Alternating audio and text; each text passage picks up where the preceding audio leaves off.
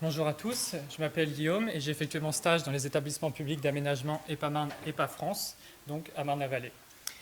Il y a bien plus que 180 secondes séparent les deux images que vous voyez dans les deux coins supérieurs de l'image. En haut à gauche, en noir et blanc, des champs à perte de vue. En haut à droite, en couleur, la ville nouvelle qui s'est développée.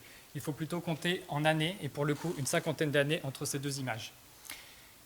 Tout ça pour vous introduire et commencer par le principe de l'aménagement et de l'aménageur, dont le rôle est de partir de rien et de créer la ville, de développer et de créer toutes les conditions nécessaires au développement de la ville et à l'arrivée de ses habitants sur le territoire. Le rôle du maître d'ouvrage et du chargé d'opération est à la fois de porter les différentes opérations, de gérer le financement, le calendrier et de s'assurer évidemment que le projet aboutisse entièrement de A à Z sans encombre.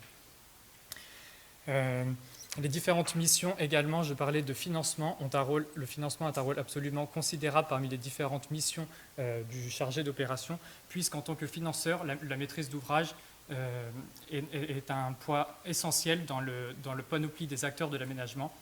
Étant donné que c'est lui le financeur, il peut valider ou non certains projets et a un pouvoir décisionnel très important, notamment par rapport aux entreprises ou aux maîtrises d'œuvre avec lesquelles il travaille. Notamment, c'est lui le dernier rempart pour décider, pour trancher sur différents sujets économiques. Et son rôle est donc grâce à l'économie, il a un poids important parmi les différents acteurs.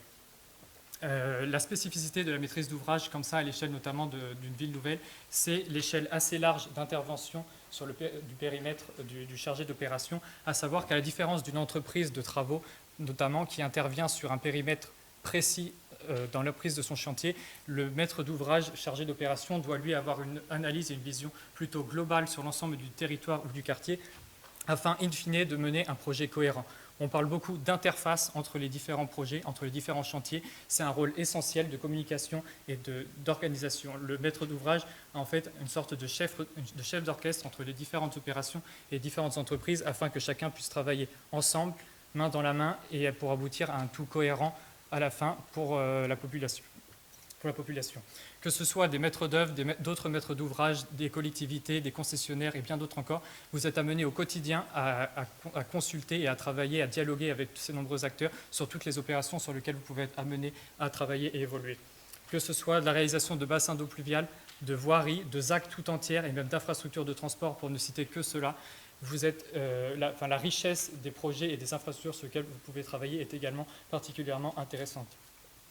Pour conclure, je dirais que si vous aimez le travail sur le terrain, mais pas seulement, puisqu'il y a également un travail en partie administratif dans les bureaux, que vous aimez cette échelle de l'aménagement qui est plutôt large et que vous aimez participer à la réalisation de différents projets qui sont sous vos pieds et sous vos yeux, je pense que la maîtrise d'ouvrage est faite pour vous. Merci.